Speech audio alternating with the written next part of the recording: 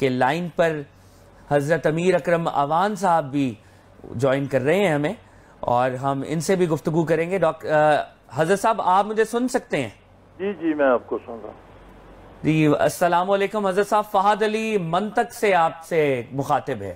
وعلیکم السلام ورحمۃ اللہ۔ حضرت صاحب آج میرے اسٹوڈیوز میں ڈاکٹر محمد سعد صدیقی صاحب، صدر شعبہ اسلامیہ جامعہ پنجاب بھی تشریف رکھتے ہیں، اور میں آپ سے ایک سوال کرنا چاہ رہا ہوں روح اسلام کے حوالے سے۔ بہت بات ہوتی ہے، بہت سے اعمال کی طرف اشارہ کیا جاتا ہے اور بات کی جاتی ہے کہ یہ کام اسلام کی روح کے خلاف ہے، اسلام کی روح کچھ اور کہتی ہے، مگر میں ایک ادنا طالب علم ہوں حضرت، مجھے یہ بتائیے کہ روح اسلام فی الحقیقت ہے کیا؟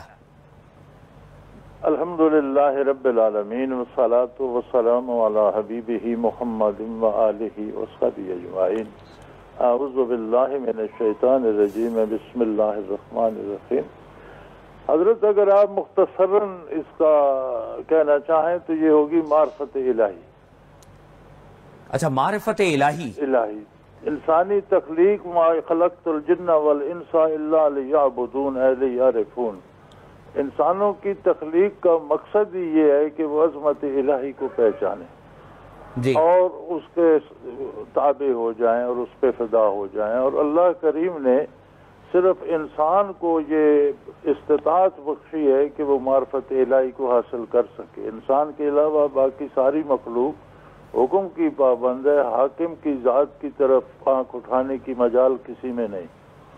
یہ استطاعت صرف انسان کو عطا ہوئی کہ عظمت باری سے آشنا ہو کر اس کو دل میں بسا کر اللہ کریم کے سامنے سر بسجود ہو جائے۔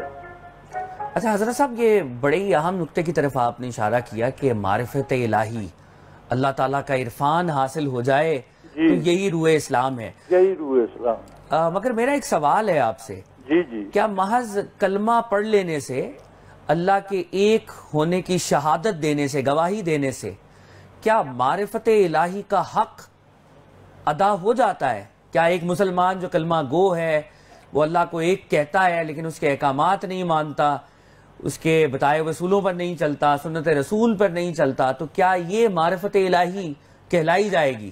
حدیث پاک ہے جی، ارشاد ہے نبی کریم صلی اللہ علیہ وسلم کا، من قال لا الہ الا اللہ دخل الجنہ، جس نے کلمہ شریف پڑھ لیا وہ جنت میں داخل ہو گیا۔ تو عین یہ آپ والا سوال ایک صحابی پر کسی نے کیا تھا کہ حضور نے فرمایا کلمہ جس نے پڑھ لیا وہ جنت میں داخل ہو گیا، تو پھر اعمال کی کیا اہمیت رہ جاتی ہے؟ جی، تو انہوں نے فرمایا، بلکہ اس شخص نے کہا کہ یہ کلمہ تو جنت کی چابی ہے۔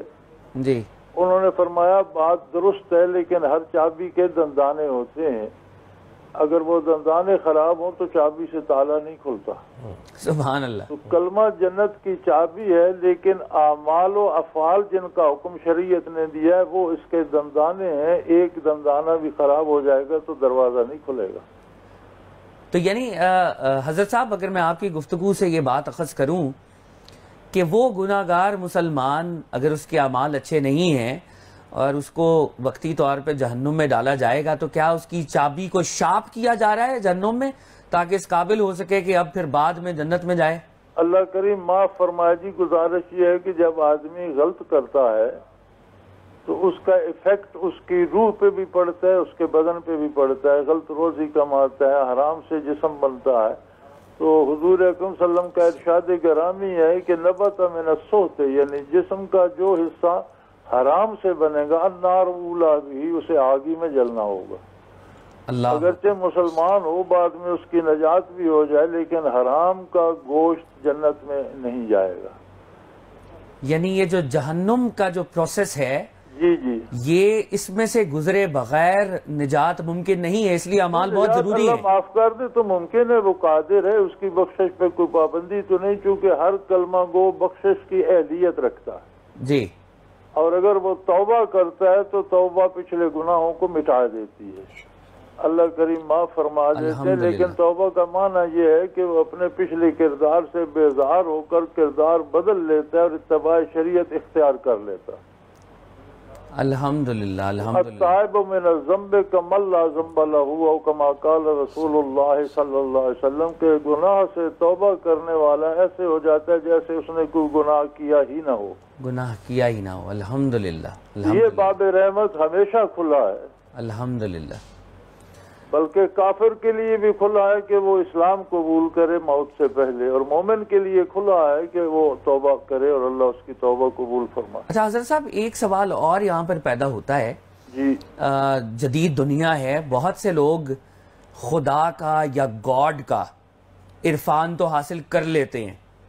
دے انڈرسٹینڈ کہ دیر از اے گاڈ. ان کو یہ پتہ چل جاتا ہے کہ خدا تو ہے، اور بہت سے لوگ اپنے اپنے طریقے سے خدا کی عبادت بھی کرتے ہیں. تو معرفت الہی کی بابت رسالت مآب صلی اللہ علیہ وآلہ وسلم کا جو مقام ہے اس کے اوپر بھی روشنی ڈالیے گا کہ وہ کتنا ضروری ہے حقیقی معرفت حاصل کرنے کے لیے. گزارش یہ ہے کہ عقلی دلائل جو ہیں اور تخلیق کا عمل جو رات دن ہو رہا ہے، اسے دیکھ کر سمجھ لینا کہ کوئی ہے جو کر رہا ہے. یہ بہت بڑی بات ہے اور یہ انسانی مزاج کے عین مطابق ہے.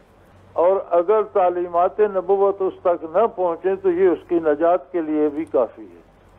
لیکن منصب نبوت یہ ہوتا ہے جی کہ جب نبی پہ وحی آتی ہے تو آپ اندازہ کیجئے کہ کوئی بندہ بھی کلام کرتا ہے تو اس کے کلام کے دو اثرات ہیں. ایک جو ہماری سماعت پہ مرتب ہوتا ہے، ایک کیفیت جو ہمارے دل میں اترتی ہے. جی. ایک بندہ جملہ کہتا ہے ہمیں غصہ آ جاتا ہے، ایک بندہ ایک جملہ کہتا ہے ہم خوش ہو جاتے ہیں. ایک کیفیت دل میں بھی جاتی ہے. جی. کلام اگر بندے کے بات میں اثر ہے تو کلام الہی میں کیا کیفیت ہونی چاہیے. سبحان اللہ. اللہ کا نبی جب اللہ کا کلام سناتا ہے تو اس میں اللہ کی تجلیات ذاتی ہوتی ہیں جو دل میں اتر کر منور کر دیتی ہیں اور دل کو اللہ سے وابستہ کر دیتی ہیں. سبحان اللہ. سبحان اللہ. تو یہ عظمت انبیاء کی ہوتی ہے. پھر جو حدیث شریف ہے اس میں آپ صلی اللہ علیہ وسلم کے ذاتی اثرات ہوتے ہیں. آپ حدیث کا مطالعہ کرتے ہیں، آپ نبی صلی اللہ علیہ وسلم کے عشق میں مبتلا ہو جاتے ہیں. سبحان اللہ. تو نبی کی برکات سے معرفت الہی حاصل کرنا بے ست. حضرت صاحب قطع کلامی معاف، بہت ہی خوبصورت گفتگو ہو رہی ہے، اور بریک کے بعد حضرت صاحب ہم اسی گفتگو کے سلسلے کو آگے بڑھائیں. امیر اکرم اوان صاحب، میں آپ سے آخری سوال کرنا چاہوں گا. ابھی معرفت نفس کی بات ہوئی، ڈاکٹر صاحب نے اشارتاً یہ بات کی ہے کہ معرفت خدا کے لیے معرفت نفس ہونا بھی بہت ضروری ہے. جی جی. آپ اتفاق کریں گے؟ جی، معرفت نفس ہونا بہت ضروری ہے، اور حضرت علی رضی اللہ عنہ کا قول ڈاکٹر صاحب نے نقل فرمایا ہے، من عرف نفسہ قد عرف ربہ. یہ درست ہے، لیکن معرفت نفس کیسے حاصل ہو؟ جی، سوال تو یہ ہے نا جی. تو حافظ صاحب اگر آپ اس کے اوپر کچھ روشنی ڈالیں نا میرے ناظرین کے لیے کہ معرفت نفس حاصل کرنے کے کیا راستے، کیا طریقے ہو سکتے ہیں. میں کرتا ہوں کہ اسلام نے بڑا آسان طریقہ اس کے لیے دیا ہے. نبی کریم صلی اللہ علیہ وسلم پر جو ایمان لائے حضور کے زمانے میں وہ صحابی ہو گئے. جی.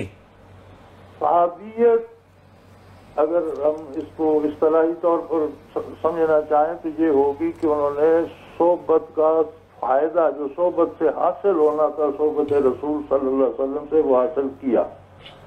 وہ کیا تھا؟ دنیا اگر ساری بھی بلی ہو جائے، صحابت کی ولایت جمع کی جائے تو صحابی کی خاک پاک کو نہیں پہنچتی. جی.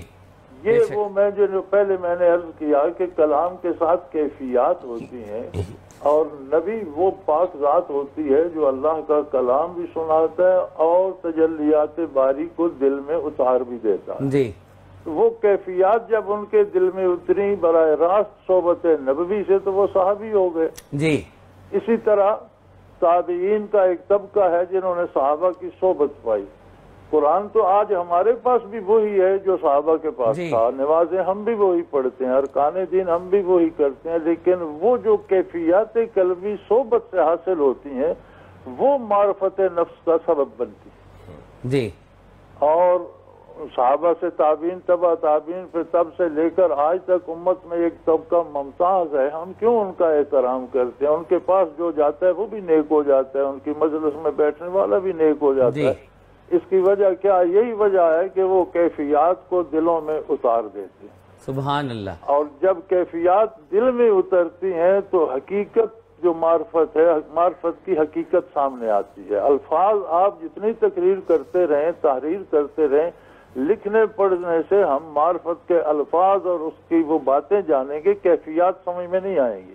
جی جی، تو جب وہ کیفیات صحبت نبوی سے صحابہ، تابعین، تبع تابعین، اسی طرح علماء حق اور اہل حق اور اولیاء امت جو ہیں وہ کیفیات دلوں میں اتارتے ہیں۔ جب وہ چیز دل میں جاتی ہے تو تب نفس کی معرفت بھی تب حاصل ہوتی ہے۔ سبحان اللہ، بہت ہی خوبصورت گفتگو۔ امیر اکرم اوان صاحب ہم سے گفتگو کر رہے تھے۔ Sir, thanks a lot for your time, بہت بہت شکریہ، جناب نے وقت دیا، اور انشاءاللہ میں انتظار کروں گا کہ آپ منطق میں خود بھی تشریف لائیں، ہم آپ کے لیے منتظر ہوں گے انشاءاللہ۔